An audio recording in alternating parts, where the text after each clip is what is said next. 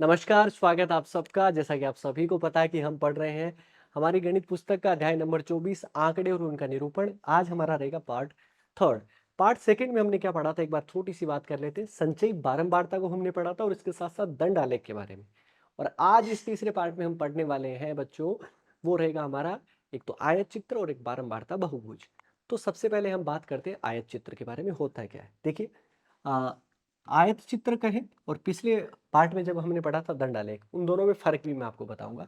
अगर आपके पास में सतत वर्गीकरण बारंबारता सारणी है तो उसका निरूपण करने की एक विधि है, वो आपकी क्या है, एक आयत चित्र है।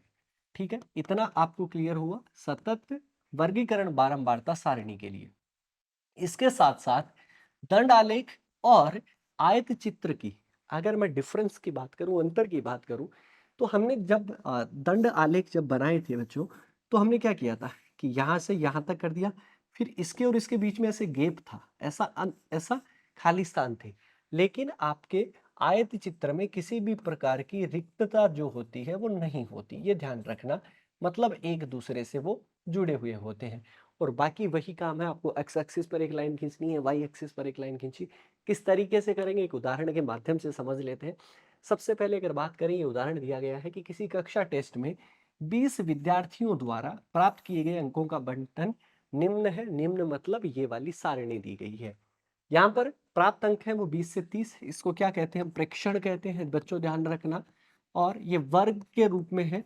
और ये आपकी क्या है, बारंबारता है, ये भी आपको पता होगा। यानी कि विद्यार्थियों की संख्या 20 से 30 में 1, 30 से 40 में 3, 40 से 50 में, इस तरीके से दिए गए हैं। और इन आंकड़ों के लिए एक आयत चित्र हमें खींचना है। तो हमें जरूरत किसकी पड़ेगी, एक ग्राफ की जरूरत पड़ेगी। तो ये लीजिए, आपके सामने ग्राफ हो गया है। ठीक है जी। अब इस ग्राफ की अगर जरूरत पड़ रही है बच्चों, तो एक चीज देखो कि हमें सबसे पहले अपने को क्या करना पड़ेगा, एक एक्स एक्सिस पे लाइन खींचनी पड़ेगी। हालांकि मैं सीधा पेन से बना रहा हूं तो एकदम एक्यूरेट नहीं बनेगा, लेकिन आप स्केल के माध्यम से बनाएंगे तो बहुत सीधी लाइन खींची जाएगी। इतना तो आप समझ ही सकते हैं। तो चलिए, सबसे पहले अगर मैं बात करूं, यहाँ पर मुझे थोड़ा सा ब्लैक वाला पार्ट लेना पड़ेगा ताकि आपको नजर आ जाएगा। ठीक है, तो यहाँ पर मैं एक एक्स एक्सिस पर एक लाइन खींच रहा हूँ और कोशिश ये रहेगी कि वो एकदम सीधी रहे। हालांकि थोड़ी बहुत ऊपर नीचे वो चली ही जाएगी और हम इसको वापस से मिटाएंगे नहीं, बिल्कुल जो है वो यही रहेगी। और इसके बाद में वाई एक्सिस के ऊपर भी एक हम लाइन खींच लेते हैं। तो ये लीजिए, वाई एक्सिस के ऊपर भी हमारी लाइन हो चुकी है। और ये वाला पॉइंट आपका कितना कितना होता है, 0 होता है। सबसे पहले मैं वाई एक्सिस पे लिखना चाहूँ तो विद्यार्थियों की संख्या अधिकतम कितनी है, 6। ठीक है ना, तो 0 से स्टार्ट करेंगे तो अपन 6 तक जाएंगे। लेकिन उसके अंदर अंतर कितने कितने का रखेंगे, ये देख लो। ये आपका कितने का रहेगा, ये आपका 1 हो जाएगा। ये आपका कितना होगा, यहाँ पर 2 हो जाएगा। यहाँ पे 3 हो गया, यहाँ पे 4 हो गया, यहाँ पे आपका कितना हो गया, 5 हो गया। और यहाँ पे 6 हो गया। अगर आप ज्यादा ही चाहो तो 7 कर लो। ठीक है, इसके बाद में वर्ग की अगर मैं बात करूंगा तो 20 से 30 स्टार्ट हो रहा है, 30 से 40, 40 से 50, सबके अंदर गेप कितने का आया, 10 10 का आया। अगर आप 0 से स्टार्ट करोगे तो 10 ही आएगा, लेकिन मैं यहाँ पर कितना लिख रहा हूँ, 20 लिख रहा हूँ। अब इसका मतलब यहाँ से यहाँ तक जिगजैग मैंने लगा दिया, इसका मतलब ये वाले बॉक्स श्रिंक किए गए। क्योंकि कई बार प्रेक्षण के मान ज्यादा हो जाएंगे, जैसे कि 125 से स्टार्ट हो रहा है, तो हम 0 से 125 नहीं बना सकते ना, इस वजह से। ठीक है, तो 20 हुआ। इसके बाद में यहाँ पर 30 है, यहाँ पर 40 हो गया, यहाँ पे 50 है, यहाँ पे 60 है, यहाँ पे 70 है, यहाँ पे 80 है। इस तरीके से हमारा बन गया। अब चलिए, अगर मैं देखूं सारणी की तरफ, तो 20 से 30 में विद्यार्थियों की संख्या कितनी है, एक। यहाँ पर विद्यार्थियों की संख्या दी गई है। तो यहाँ पर अगर एक संख्या दी गई है 20 से 30 के मध्य, तो हम यहाँ से लाइन लेके जाएंगे। और यहाँ पर एक ही है, तो बस देख लीजिए, यहाँ पर एक हुआ।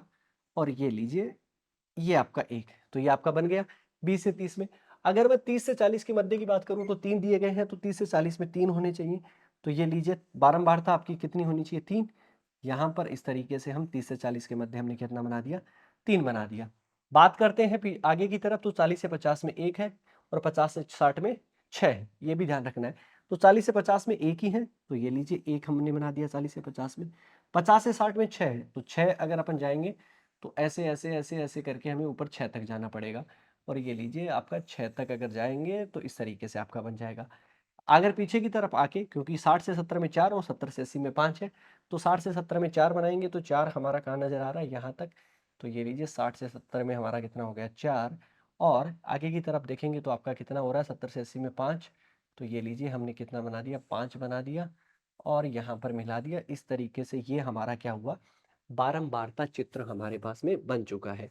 अगर मैं बात करूं, एक खास बात का ध्यान और रखना है बच्चों, वो ये कि हमें लिखना है कि प्राप्त अंक है, तो प्राप्त अंक कौन से हैं, ये वाले हमारे पास में सभी क्या है, प्राप्त अंक है। और ये आपके क्या है, विद्यार्थियों की संख्या है। इस बात को भी ध्यान में रखना है, इस बात को बिल्कुल मत भूल जाना, ये नोट करना है, वरना एग्जामिनर नंबर काट लेगा आपके। कैसे समझ में आएगा उसको, ठीक है ना। तो ये आपका क्या बन चुका है, आयत चित्र बन चुका है और बहुत आसान है। अब आप इस आयत चित्र को देख के पढ़ के आसानी के साथ में, अगर आपके पास में आएगा, इस तरीके के भी क्वेश्चन आएंगे कि आयत चित्र को देखने आंसर करने होंगे, तो वो आप कर पाएंगे। बढ़ते हैं, एक सवाल और कर लेते हैं ताकि थोड़ी चीजें और समझ में आ जाएगी। यहाँ पर निम्न आंकड़ों के लिए आयत चित्र ही खींचना है, तो इस उदाहरण में देखेंगे तो आंकड़े हमारे पास में 125 से शुरू हो रहे हैं। सब में गैप आपका देखोगे तो 5-5 का आपका आ रहा है, ठीक है जी। विद्यार्थियों की संख्या दी गई है। तो चलिए, अब इसके लिए अगर आयत चित्र अगर खींचना है तो सबसे पहले हमें एक्स एक्सिस और वाई एक्सिस खींचना पड़ेगा। तो चलिए सबसे पहले तो एक्स एक्सिस ही खींच लेते हैं, क्योंकि हमें ब्लैक रखना है। इस ग्राफ के ऊपर अगर नजर जो आएगा वो आपका ब्लैक ही नजर आएगा, इसलिए हम इस ब्लैक को थोड़ा सा औरों की बजाय ज्यादा प्रायोरिटी हम दे रहे हैं। ये लीजिए जी, जितना सीधा खींचा जा सकता था इतना हमने खींच लिया है।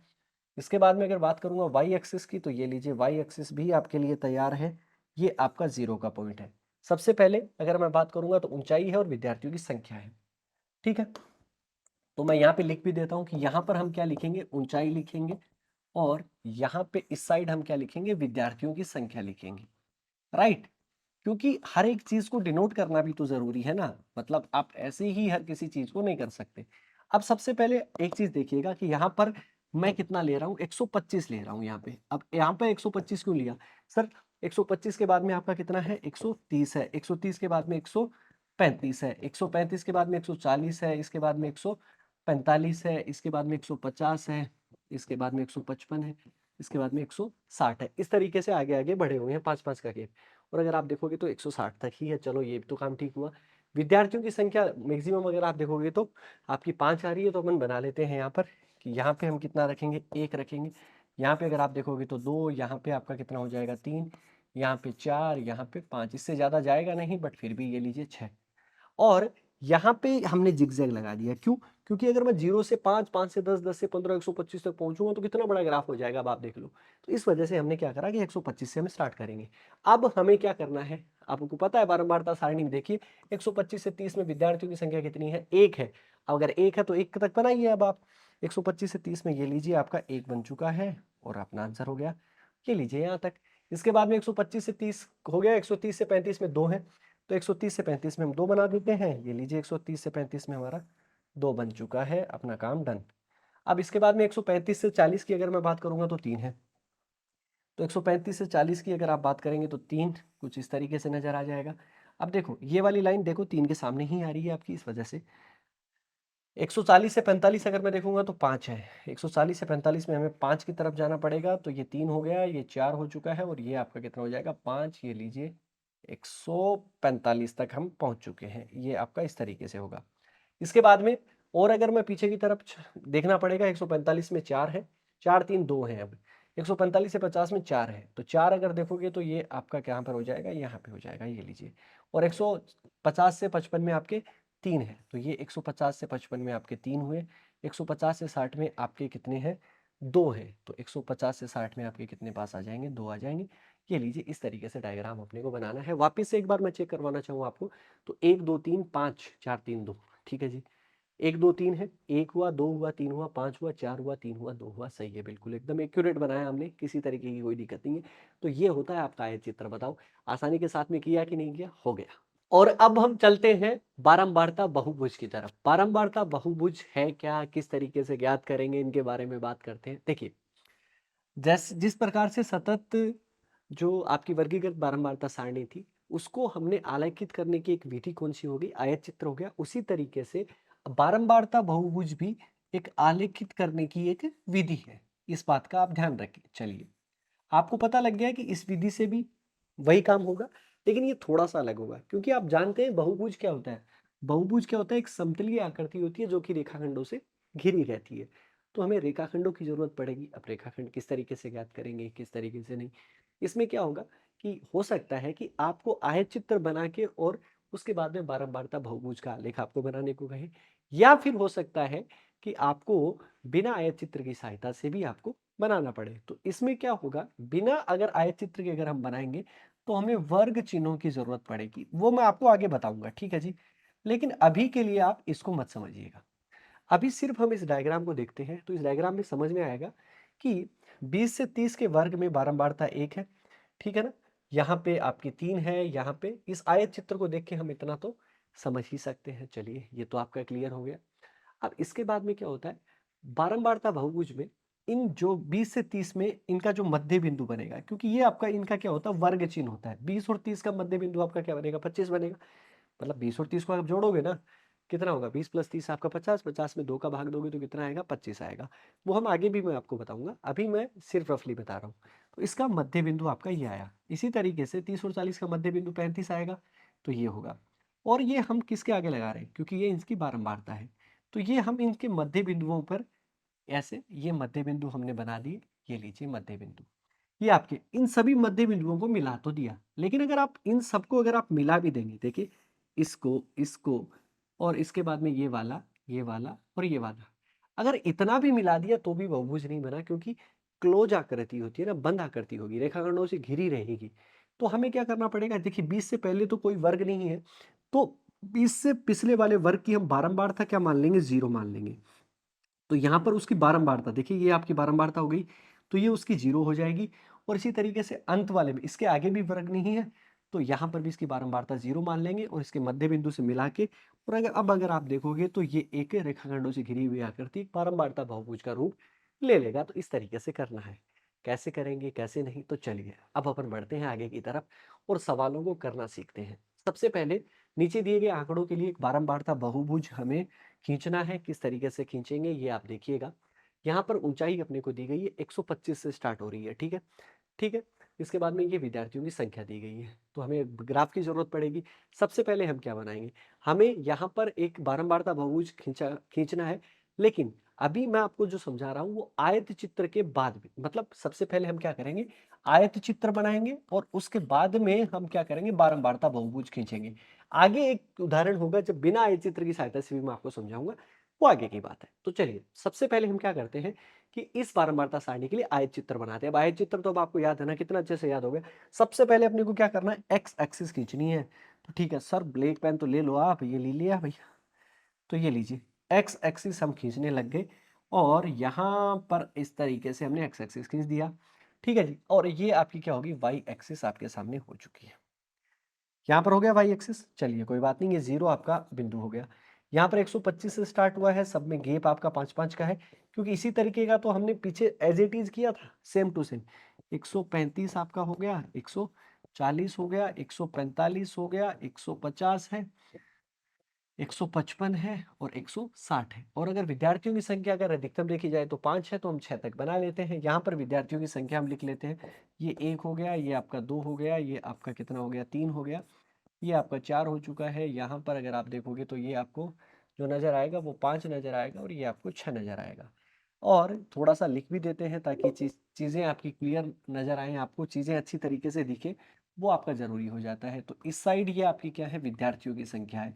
ध्यान रखना यहाँ पर विद्यार्थी है और यहाँ पर आपकी क्या लिखी हुई है, ऊंचाई लिखी हुई है। चलिए अब सबसे पहले हम आयतचित्र अगर बनाएंगे तो क्या करेंगे, हमें 125 से 30 में एक ही बारंबारता रखनी है, क्योंकि विद्यार्थियों की संख्या कितनी है, 1 है।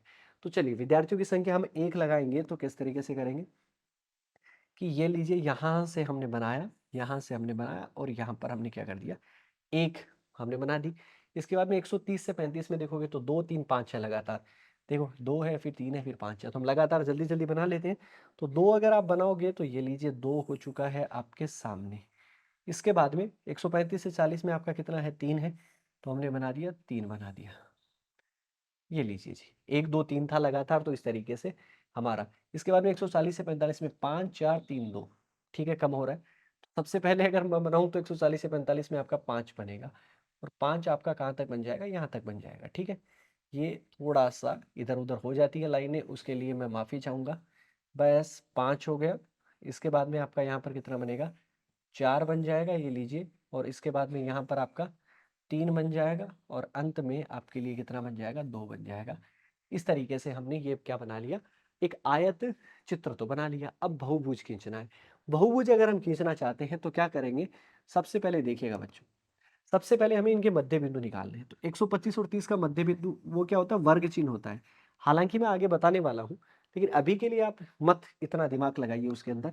क्या करना है कि यहाँ पर आप देखोगे तो ये आपका इसका मध्य बिंदु हो गया, ठीक है। और यहाँ पर इसका मध्य बिंदु क्या हो गया, ये वाला हो गया। इसका मध्य बिंदु आपका ये हो गया। इसका मध्य बिंदु आपका क्या हो गया, ये वाला हो गया।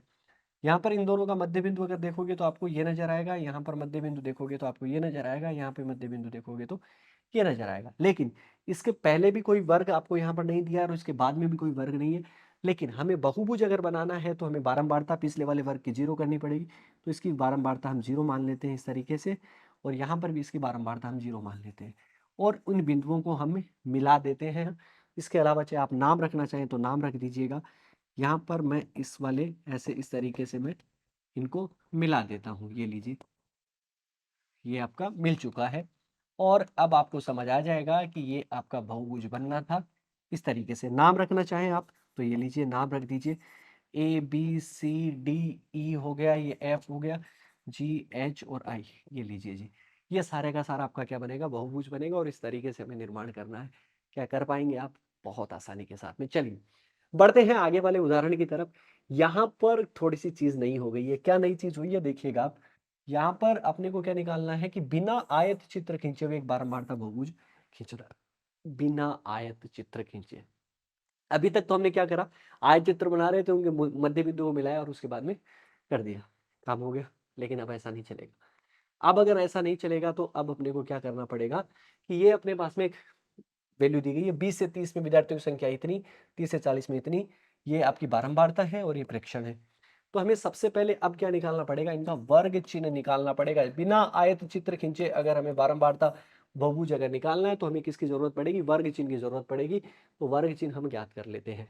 तो वर्ग चिन्ह हम क्या करेंगे, किसी भी वर्ग का अगर हमें वर्ग चिन्ह अगर निकालना है, वर्ग चिन्ह में हम क्या करेंगे, वर्ग चिन्ह निकालने के लिए ऊपरी सीमा और निम्न सीमा दोनों को जोड़ना है। मतलब निम्न सीमा प्लस ऊपरी सीमा, ये लीजिए, और उसमें 2 का भाग दे देना है। तो यहाँ पर अगर मैं देखूंगा तो यहाँ पे अगर आप देखोगे तो निम्न सीमा कितनी है, 20 है, और ऊपरी सीमा आपकी कितनी है, इसके लिए 30 है, और इसमें 2 का भाग दोगे तो यहाँ पर कितना आएगा, 25 आ जाएगा, यही आएगा। तो इसका जो वर्ग चिन्ह आएगा वो आपका कितना आएगा, 25 आएगा, ये लीजिए। इसी तरीके से 30 और 40 में 30 प्लस 40 70, 70/2 करोगे तो आपका कितना आएगा वर्ग चिन्ह, 35 आएगा। 40 प्लस 50 अगर करोगे तो मतलब इन दोनों के बीच में, तो इन दोनों के बीच में कितना होगा, 45। इन दोनों के बीच की संख्या आपकी 55 हो जाएगी। इसी तरीके से इन दोनों के बीच में आपकी कितना हो जाएगा, 65 हो जाएगा, और इनके बीच में आपका कितना हो जाएगा, 75 हो जाएगा, ये लीजिए। तो हमारे पास में वर्ग चिन्ह तो आ गए। अब वर्ग चिन्ह आ गए तो 25 35, 25 से स्टार्ट होके आपके कहाँ तक जा रहे हैं, 75 तक जा रहे हैं, ध्यान रखना। चलिए अब हमें इसमें बारंबारता मतलब बहुभुज अगर बनाना है और वो भी बिना आयत चित्र के, लेकिन हमें एक्स एक्सिस और वाई एक्सिस की तो जरूरत पड़ेगी ना। तो चलिए सबसे पहले तो ब्लैक ही कर लेते हैं इसको, ताकि नजर तो आपको क्लियर आए कम से कम। ये लीजिए जी, एक्स एक्सिस आपका हो चुका है, और इसके बाद में मैं बताऊं तो यहाँ पर हमने वाई एक्सिस भी बना दिया। चलिए ये आपका 0 हो गया। स्टार्ट आपका कहाँ से होगा, स्टार्ट में आपको कह रहा हूँ फिर आपको कि ये आपका 20 से स्टार्ट होगा और 80 तक जाएगा। चलिए तो ये प्राप्त अंक और विद्यार्थियों की संख्या है। तो यहाँ पर ये आपका 20 हो गया, 30 है, 40 है, 50 है, 60 है, 70 है और 80 है, ये आपका। और यहाँ पर विद्यार्थियों की संख्या अगर मैं लिखूंगा तो 1 2 3 4 इस तरीके से, है ना। आगे अगर आप देखोगे तो 5, यहाँ पे देखेंगे तो 6, आगे देखेंगे तो 7। एक बार इनके नाम भी रख देते हैं। यहाँ पे इस साइड आपके क्या है, विद्यार्थी हैं, ये लीजिए जी। और यहाँ पर आपके क्या लिखे हुए हैं, प्राप्त अंक लिखे हुए हैं। अब हमें क्या करना है, अब हमें देखना है बहुत तगड़ा काम। क्यों, क्योंकि हमारे वर्ग चिन्ह में अगर मैं बात करूं तो सबसे पहले वर्ग चिन्ह कितना है, 25 है। देखो एक चीज, वर्ग चिन्ह पहले वाले के लिए 20 से 30 वाले ग्रुप के लिए कितना है, 25, और उसकी बारंबारता कितनी है, 1। तो इसका मतलब पॉइंट कितने का बनेगा, 25 और 1 का बनेगा। अब 25 और 1 कहाँ पर स्थित होगा, एक तो बारंबारता ये है, ठीक है, लेकिन इन दोनों का मध्य बिंदु होगा 25, 20 और 30 का। 20 और 30 का मध्य बिंदु अगर मैं देखूंगा तो यहां पर वो लाई करेगा, देखो यहां पर ये वाला पॉइंट, और ये वाला पॉइंट जो है वो आपका कहाँ पर है, आप देखिएगा 20 और 30 के तो मध्य है, और ये एक बारंबारता हो गई। ठीक है, तो मैं इस पॉइंट के ऊपर नाम लिख रहा हूँ, ये 25 और ये आपका कितना हो गया, 1 हो गया। चलिए इसके बाद में देखोगे तो वर्ग चिन्ह कितना है, 35, और यहाँ पर कितना है, 3 है। 35 और 3, तो 35 इन दोनों के बीच में होगा, 3 अगर बारंबारता देखोगे तो ये वाली होगी, और इन दोनों के बीच में अगर आप देखोगे तो यहाँ पर नजर आएगा वो आपको ऐसा वाला पॉइंट, और ये आपका हो गया। तो यहाँ पर 35 हो गया, लेकिन बारंबारता उसकी कितनी है, 3 है, तो हमने कितना रख दिया, 3 रख दिया। चलिए इसके बाद में अगर मैं बात करूंगा आगे की तरफ, तो आगे की तरफ अगर मैं देखता हूं तो हमें क्या नजर आएगा कि 45 और 1 है, 45 और 1 है, तो इन दोनों के बीच में 45 होगा, लेकिन 45 और उसके बाद में 1 ही है, तो 45 और 1 है अगर आपका, तो यहाँ पर वो आपको क्या होगा, नजर आएगा। तो ये आपका कितना है, 45 है, और इसके बाद में आपको 1 नजर आ जाएगा इस तरीके से। ठीक है सर, समझ में आ रहा है यहाँ तक? चलिए, समझ में ही तो आना चाहिए, और क्या होना चाहिए। इसके बाद में 55 और 6 है, अगर आप देखेंगे तो वर्ग चिन्ह 55 और इसकी बारंबारता 6, तो 6 पे जाएंगे, लेकिन 55 जाना है, इस वाले बॉक्स में ऊपर जाएंगे और 6 तक अपने को जाना है, तो यहाँ पर वो आपको नजर आएगा, और ये आपको कितना नजर आ रहा है, 55 और 6 नजर आएगा। ठीक है जी, बाकी जो भी है ना उनको मैं एक बार हटा देता हूँ, ताकि दिक्कतें आपको किसी भी तरीके की नहीं हो। ठीक है, ये लीजिए, और भी कोई भी पॉइंट आपको एक्स्ट्रा नहीं दिखना चाहिए, मेरा कहने का मतलब ये है। चलिए आगे की तरफ बात करते हैं, 55 6 हो चुका है, तो इसके बाद में देखेंगे तो 65 4 है, 75 5 है, 65 4 और 75 5, 65 और 4 है, तो 4 आपका ये वाला पॉइंट बनेगा, यहाँ से इस तरीके से जाओगे और 65 इन दोनों के बीच में आपका बनेगा, तो ये आपका बन जाएगा 65 और 4। इसके बाद में अगर देखोगे तो 75 और 5 बनेगा, तो 75 और 5 आपका यहाँ पे नजर आ जाएगा, और ये आपका कितना है, 75 और 5। ये लीजिए, ये सारे के सारे आपके पास में क्या हो गए, पॉइंट हो गए। कैसे हुए हैं, वापिस देख लीजिएगा, वर्ग चिन्ह हमने निकाला है, वर्ग चिन्ह और उसकी बारंबारता को हमने साथ में लिखा है, लेकिन क्या ये बहुभुज बन गया है क्या, नहीं अभी नहीं बना बहुभुज।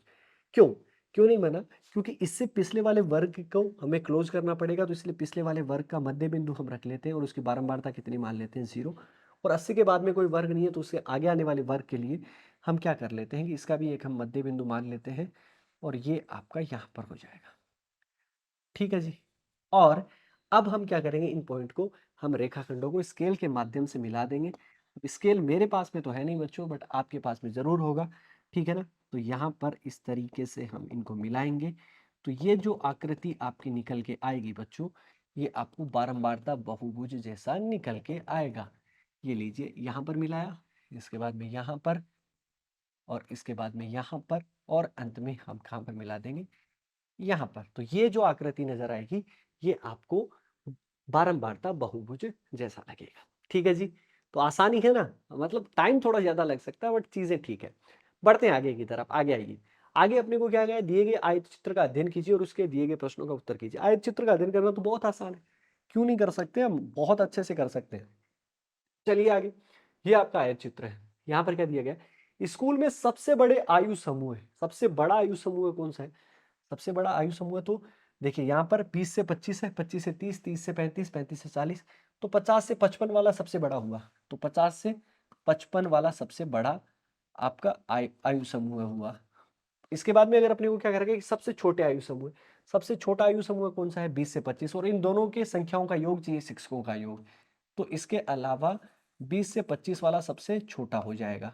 ठीक है जी, और इन दोनों में शिक्षकों की संख्या का योग हमें पूछा है, शिक्षकों की संख्या, तो 20 से 25 में आपकी 2 है, और 50 से 55 में भी आपकी 2 है, तो इसका मतलब मैं क्या करूंगा, 2 + 2, तो इसका आंसर कितना आ जाएगा, 4, तो इसका उत्तर कितना है भैया, 4 है। बोलिए, कितना आसान था, आसान है, आसान ही रहने वाला है।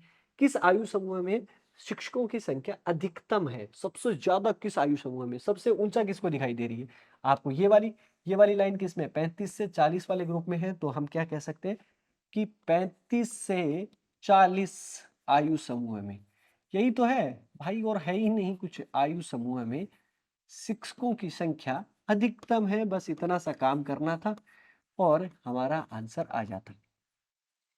शिक्षकों की संख्या अधिकतम है।